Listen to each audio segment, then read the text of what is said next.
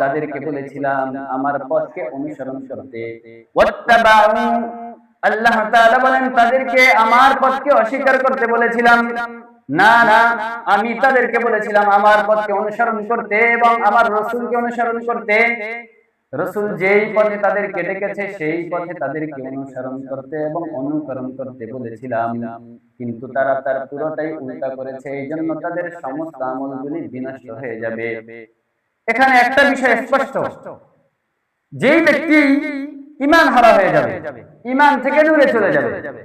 ঈমান হারানো বিষয়গুলি খুবই সূক্ষ্ম, ন্যূনতম কাজগুলি করলে ঈমান চলে যায়, কিন্তু আমরা বুঝতেও পারি না আমাদের এই কাজের জন্য ঈমান চলে গেল। কথা কাজের মাধ্যমে ঈমান চলে যায়, আমরা বুঝতে পারি না। কেন বুঝতে পারি না? একদম জীবনের শুরু থেকে একদম প্রথম পর্যায়ে আল্লাহ তাআলার একটি ফরজকে লঙ্ঘন করেছিলাম। একটা ফরজ লঙ্ঘন করার কারণে আমাদের ঈমান আছে নাকি নেই এটা বুঝতে পারছি না।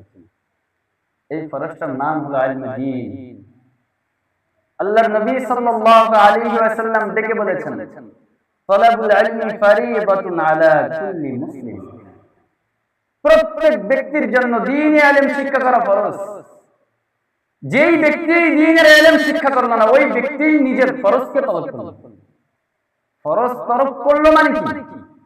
দ্বীনের ইলমকে শিক্ষা করা একটি ফরজকে তরক করেছে, মানে হলো জীবনের সমস্ত ভালো কাজকে তরক করেছে।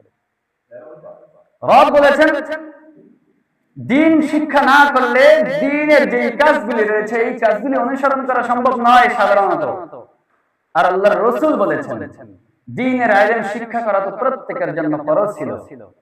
জীবনে একটা ফরজকে লঙ্ঘন করার কারণে ঈমান চলে যাচ্ছে, আমরা বুঝতেও পারছি না, টের পাচ্ছি না। এই জন্য আল্লাহর নবী সাল্লাল্লাহু আলাইহি ওয়াসাল্লাম বলেন, তালাবুল ইলমি ফারিদাতুন আলা কুল্লি মুসলিম। জীবনের প্রথম পর্যায়ে প্রত্যেক ব্যক্তিকে এই শিক্ষা গ্রহণ করতে হয়। মনে রাখবা, তালাবুল ইলমি ফারিদাতুন আলা কুল্লি মুসলিম। যে ইলম শিক্ষা করলে দ্বীনের পথে চলা যায়, যে ইলম শিক্ষা করলে দ্বীনের হুকুম আহকামগুলি অনুসরণ করা যায়, আল্লাহর রাসূলকে যে ইলম শিক্ষা করলে চেনা যায়, সেই ইলম তোমাদের প্রত্যেকের জন্য অর্জন করা ফরজ।